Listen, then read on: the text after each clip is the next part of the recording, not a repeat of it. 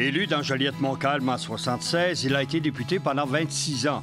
Tout au long de sa carrière parlementaire, Guy Chevrette a rempli de nombreuses responsabilités ministérielles. Il a fait sa marque avec son franc-parler, son esprit combatif, sa connaissance des dossiers et son ardeur au travail. Bienvenue à Mémoire de député.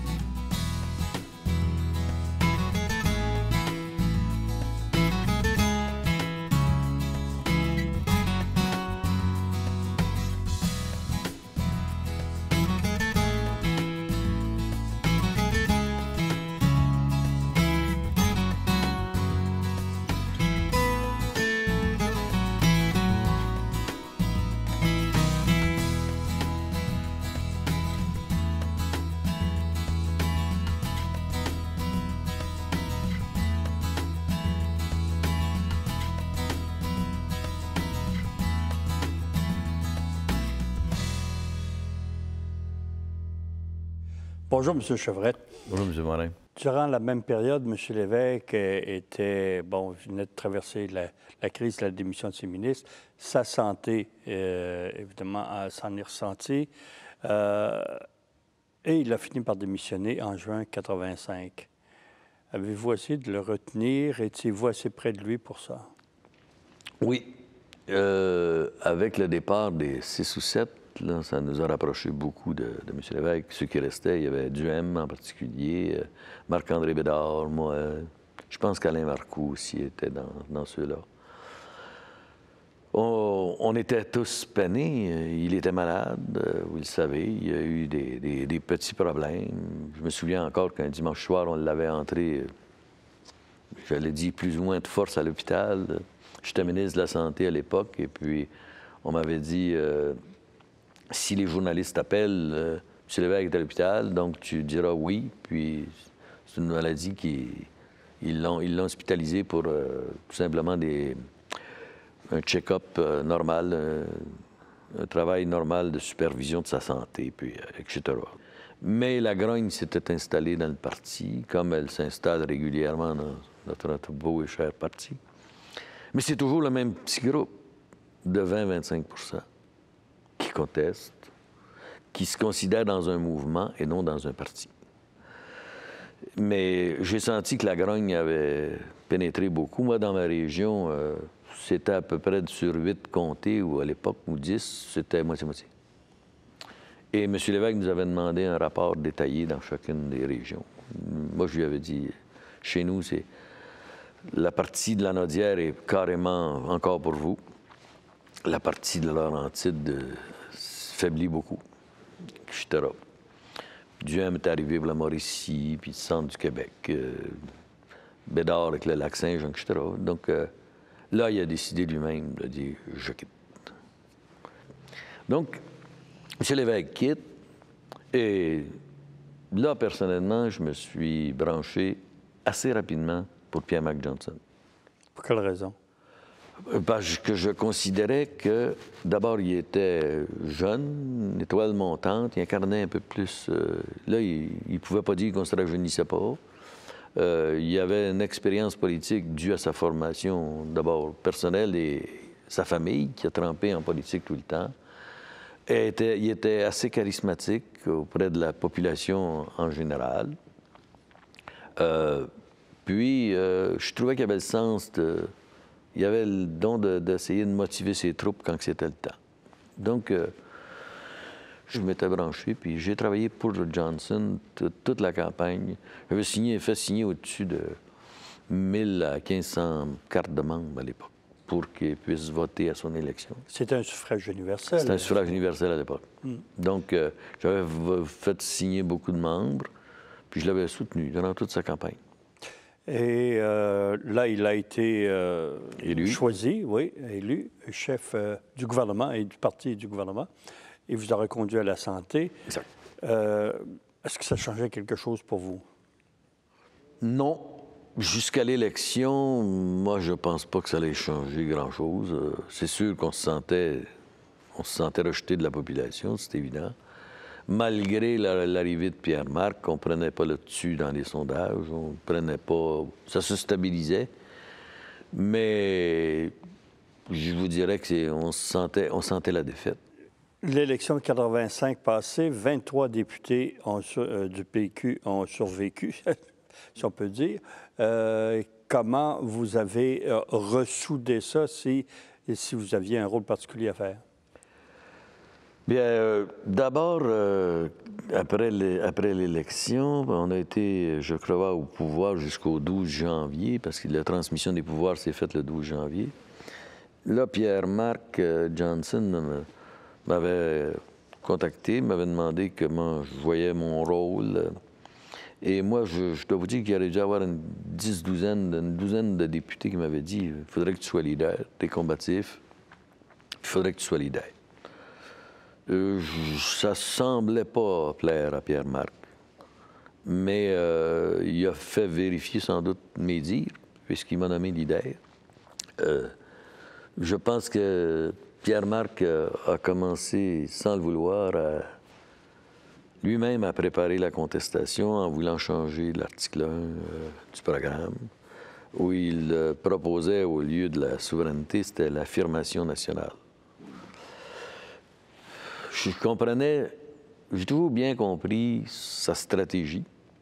Il voulait d'abord développer une fierté très grande pour faire un passage vers la souveraineté ou l'indépendance du Québec.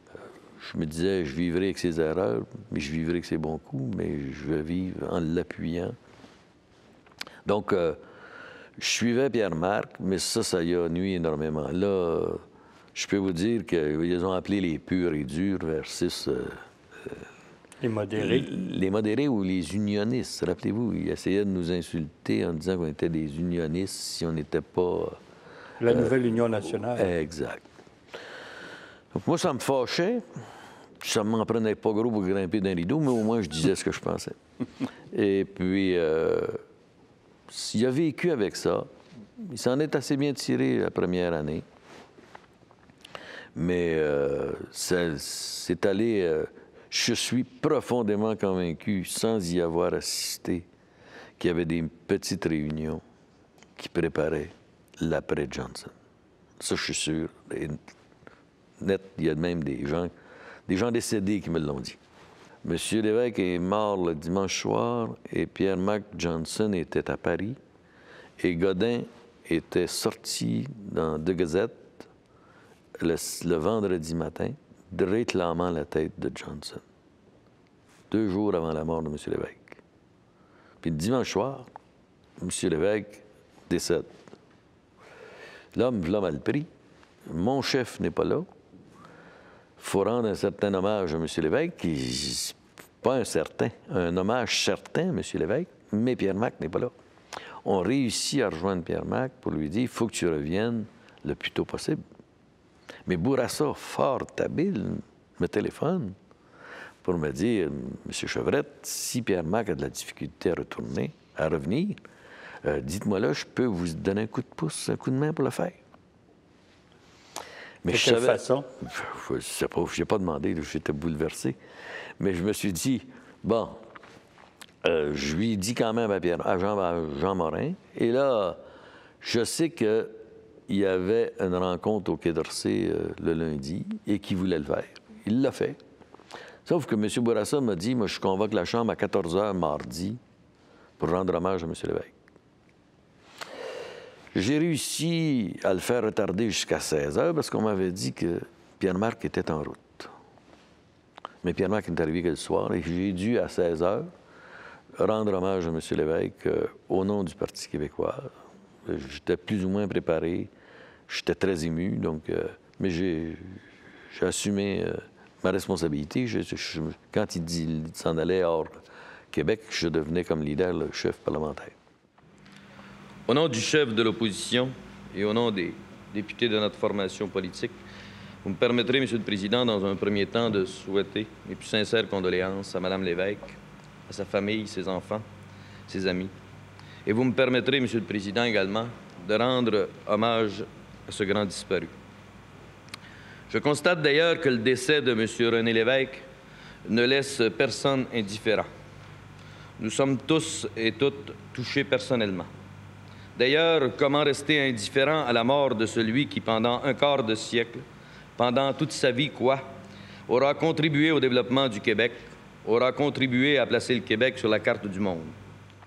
Donc, j'ai assumé mes responsabilités, je l'ai fait.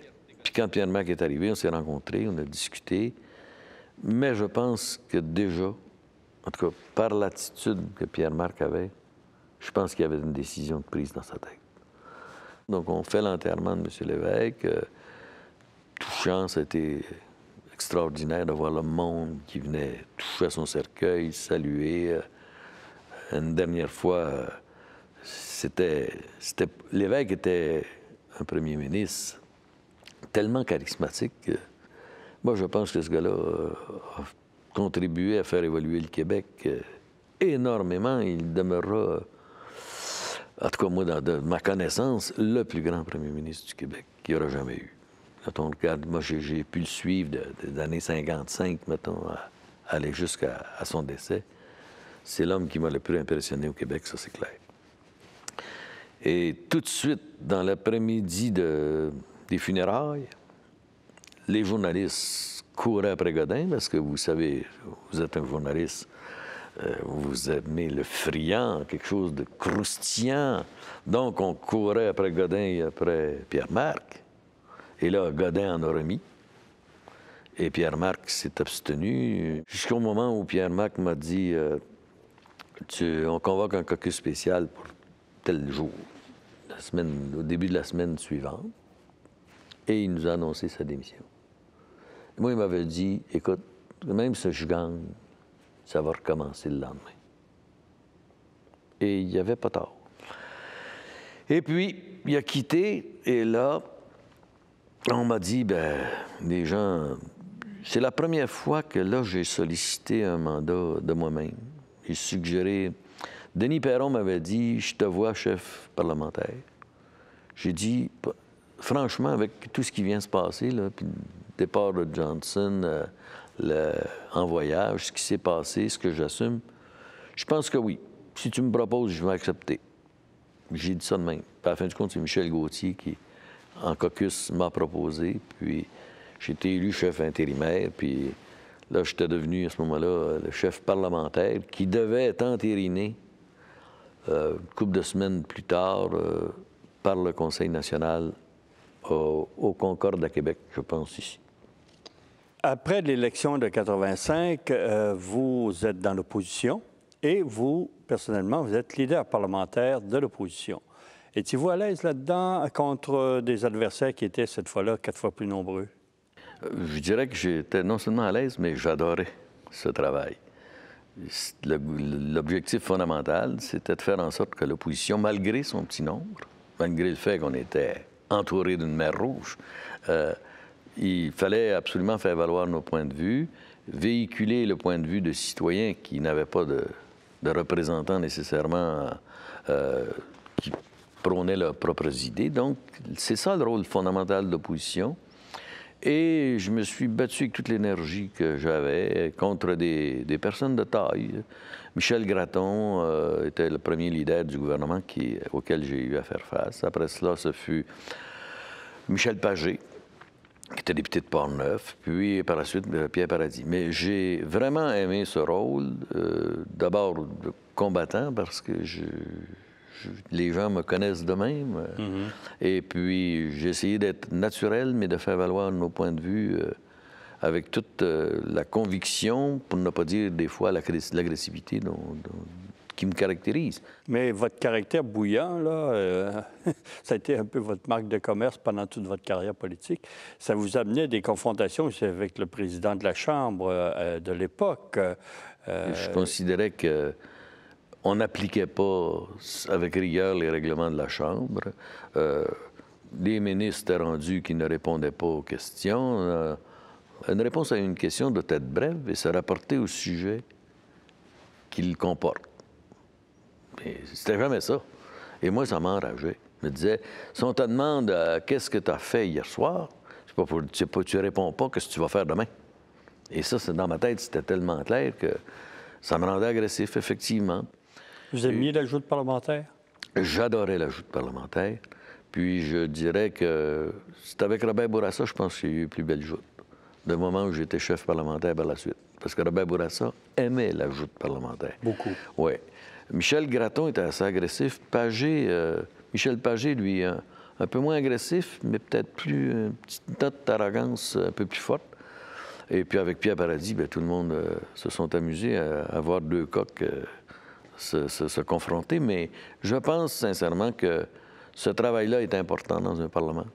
Même si aux yeux du monde, ça peut devenir déplaisant de voir des gens s'enguirlander, il en demeure pas moins que notre société, s'il y a des batailles en chambre, ça évite... un parlementaire, Jacques-Yvan Morin, qui m'avait dit ça, M. Chevrette, si on se chicane en chambre, c'est pour éviter des chicanes dans la rue, des chicanes dans notre société. Il dit ici, on est le coussin là, qui absorbe justement ces coups-là, et on doit démontrer aux citoyens que leurs idées, qu'elles soient pour ou qu'elles soient contre, sont reflétées dans le Parlement. Le Parlement est une société. Et ça, je m'étais bâti une tête alentour de ça, et je me battais avec ces convictions-là. Et je dois vous dire qu'avec M. Lorrain, entre autres, je me rappelle que ça a été très difficile. J'ai utilisé des mots que je regrette d'une certaine façon aujourd'hui, mais à l'époque, j'étais spontané. Et M. Bourassa m'avait dit, sur une partie de votre argumentaire, je le partage moi-même, mais sur les mots, je ne le partage pas nécessairement. Mais M. Lorrain va vous appeler et il va vous dire qu'il s'excuse d'une certaine façon pour la façon dont il fait les choses, mais de votre part, pour lui dire que... J'ai dit oui, c'est ça, qu'il m'appelle. Puis, au fin du compte, ça s'est réglé par l'intermédiaire de M. Bourassa. On a réussi à faire la paix. Drôlement, j'ai respecté M. Lorrain par la suite beaucoup. On a joué au golf ensemble avec M. Lorrain. J'ai fait une couple de missions avec lui et je m'entendais très, très bien avec lui. De leader parlementaire, vous êtes devenu chef parlementaire de l'opposition au départ de M. Pierre-Marc Johnson. Votre rôle avait changé à ce moment-là. Oui. Mon rôle à ce moment-là, moi, j'avais dit à mes collègues, à mes 22 collègues, parce que nous étions 23, j'avais dit à mes 22 collègues, écoutez, il y a du monde qui a voté pour nous. Il y a plus qu'1 million de personnes qui ont voté pour nous. Ils s'attendent à ce qu'on fasse notre travail.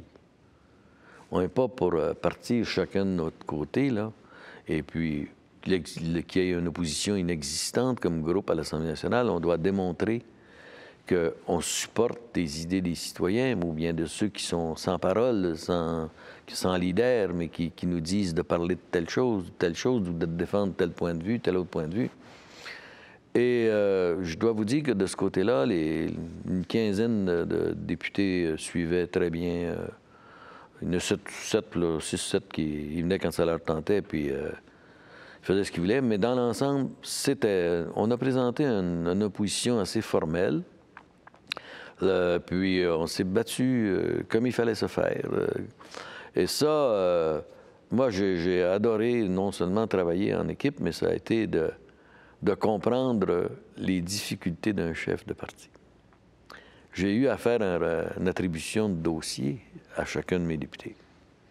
Puis comme on était 22, on les casait un vis-à-vis un autre. Par exemple, je me rappelle que Jeanne Blackburn avait eu l'éducation. Je vais vous en conter une drôle là-dessus, Garon. Jean Garon, je voulais lui confier l'énergie. C'était un très gros dossier. Et je me disais, Jean, il a de l'humour en plus, il est bon orateur, il est bagarreur, il a un dossier énergie, c'est important pour le Québec. Je vais nommer Jean Garon. Je m'en vais, je l'invite à dîner avec moi, puis j'ai jamais été capable de lui faire dire qu'il acceptait l'énergie. Donc, quand je suis revenu à mon bureau, j'ai fait mon remaniement et j'ai mis Michel Gauthier, j'ai demandé à Michel Gauthier d'assumer le dossier de l'énergie et j'ai donné le transport, si ma mémoire est fidèle, à Jean Garon. Louise Harel, la santé, puis... mais c'était aussi difficile, je me disais, imaginez-vous si j'étais premier ministre, comment ça doit être difficile, d'abord de choisir tes candidats qui vont être ministres, de tenir compte du sexe féminin et masculin, de tenir compte des régions, de tenir compte des compétences de chacun aussi pour occuper ces postes-là. Je me suis dit, ça doit être terrible. J'en avais seulement que 22. Puis on faisait face à 22, 23 ministères, donc on avait tous une responsabilité. Et puis, c'était déjà difficile pour moi. Ça m'avait fait réfléchir, ça, énormément. D'autant plus que M. Parizeau avait décidé, après son élection pour la succession de Pierre Marc, avait décidé, lui, de ne pas solliciter un poste immédiatement à l'Assemblée nationale, mais il avait choisi d'aller bâtir ou rebâtir le parti en région et sur le terrain, et préparer tout son programme électoral et tout. Donc, on s'était entendu. Moi, je m'occupais de l'Assemblée nationale, et lui s'occupait du parti, et on s'entendait sur certaines stratégies. Souvent, c'est M. Parizeau qui parlait de l'extérieur et critiquait un projet de loi, et nous, on assumait le relais à l'Assemblée nationale, où l'inverse se faisait. Et tous les semaines, on se réunissait, M. Parizeau, François Gendron, Brassard, le triumvirat qui s'est suivi longtemps, et puis avec Royer, Thibault et M. Parizeau, et on établissait nos stratégies, C'était fort intéressant. C'était fluide comme communication? Oui. M. Parizeau c'était un homme qui écoutait énormément. Puis souvent, il se roulait la moustache. Puis surtout quand il n'était pas d'accord, ça paraissait, ou qu'il était sceptique. Mais d'un respect énorme pour ceux qui ne partageaient pas son point de vue. Moi, en tout cas, personnellement, les gens n'en revenaient pas de voir Guy Chevrette, qui était plutôt bouillant, qui était plutôt populiste, puis que lui était... On disait souvent c'était un lord, on l'appelait monsieur, rappelez-vous. Quand il a été élu, on est passé à l'élection de 89. Il a été élu, et là, on est passé de 23 à 27. Mais avec le chef en chambre, et ça a été très bien. Puis je suis redevenu leader, et là, c'était plutôt Pierre Paradis. Et là, il y a eu des combats. Il y en a un avec Pierre Paradis que j'avais bien aimé. Il m'appelait son bon ami d'en face. Je ne sais pas si vous vous rappelez de cela. Il ne lâchait pas de dire « Ah, mon bon ami d'en face. Monsieur le Président, mon bon ami d'en face ne comprend pas. » À un moment donné, je filais un peu moins bagarreur ce matin-là. Je dis « Monsieur le Président, question de privilège. » Il dit « Oui, quel privilège? » J'ai dit « Voulez-vous demander au leader du gouvernement de cesser de m'appeler son bon ami d'en face? Je suis en train de tout perdre les miens. » Et là, ça a été caricatural dans les archives de l'Assemblée nationale. Mais on échangeait durement, mais on savait l'un et l'autre que le Parlement devait fonctionner. Qu'un jour, il fallait s'entendre pour que telle loi, même si son vote est contre, il fallait qu'elle passe. Puis telle autre, elle ne devait pas passer avant le mois de juin. Il y avait des concessions de part et d'autre. C'est une négo. Oui, mais c'est aussi une responsabilité importante parce que tu ne peux pas paralyser indûment ou indéfiniment un Parlement. Mais tu dois, par contre, t'assurer que le point de vue que tu défends a réussi à pénétrer l'opinion publique aussi. C'est des valeurs qui se transmettent, ça. Et ça, je pense qu'il faut le faire avec sincérité puis responsabilité. Et moi, en tout cas, je pense... l'avoir fait du mieux que j'ai pu le temps que j'ai occupé ce poste. Votre travail de chef parlementaire, ça a duré 2 ans, ça. Oui. Chef parlementaire et chef intérimaire du parti. Ça ne vous a pas donné le goût, un jour ou l'autre, de devenir le chef, de poser votre candidature à la direction du parti? Très sincèrement, non. La question m'avait été posée une première fois, comme vous venez de la poser, par Scully de Radio-Canada. Il m'avait dit « Mais Guy Chevrette, j'entends du monde qui disent qu'on aimerait que tu deviennes chef du parti. » J'ai répondu ceci, et c'est ma conviction profonde, plus j'y pense. J'ai dit « J'aime mieux être meilleur deuxième que mauvais premier. » À mon point de vue,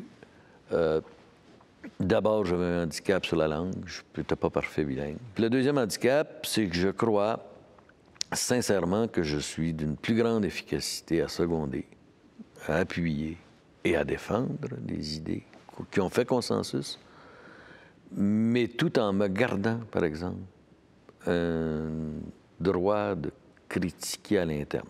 À l'interne, je dis bien. Je ne me gênerais pas comment j'adorerais mon chef ou que je ne l'adorerais pas pour dire ce que je pense à l'interne. Mais après que c'est dit, et c'est dit au bon endroit, je pense qu'il faut agir. Et c'est là que je devenais, à mon point de vue, plus efficace. Quand M. Parizeau, par exemple, s'est présenté, il y en a qui auraient voulu une course au leadership, puis que... Non, ça ne me tentait pas. Très honnêtement, ça ne m'a jamais tenté d'être. Mais ça m'aurait extrêmement déçu et peiné, par exemple, de ne pas jouer un rôle important. Comme deuxième, ou comme troisième, mais pas...